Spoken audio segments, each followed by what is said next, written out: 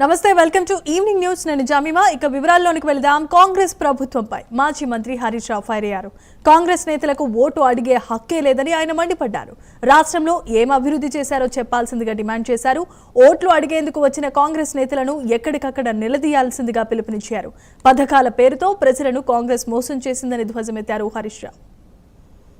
ప్రజల్ని అడుగడుగున మోసం చేసింది ఇవాళ కాంగ్రెస్ పార్టీ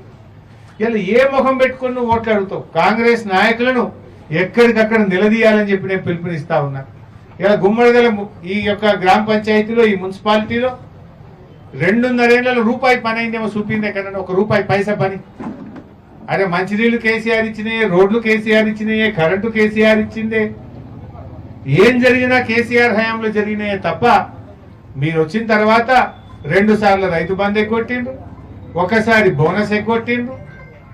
అన్ని ఎగ్గొట్టుడే తప్ప మీరు ఇచ్చింది ఏమున్నది యాసంగి రైతు భరోసా వేయకుండా కాంగ్రెస్ వాళ్ళు ఓట్లు అడిగే హక్కే లేదు రైతు సోదరులారా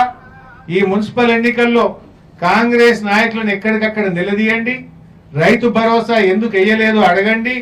పోయిన యాసంగి బోనస్ ఎప్పుడు ఇస్తారో అడగండి రైతు సోదరులందరూ కూడా ఈ కాంగ్రెస్ పార్టీని తుక్కుగా ఓడిస్తేనే మనకు రైతు బంధు పడుతుంది ప్రజల్ని అడుగడుగున మోసం చేసింది ఇవాళ కాంగ్రెస్ పార్టీ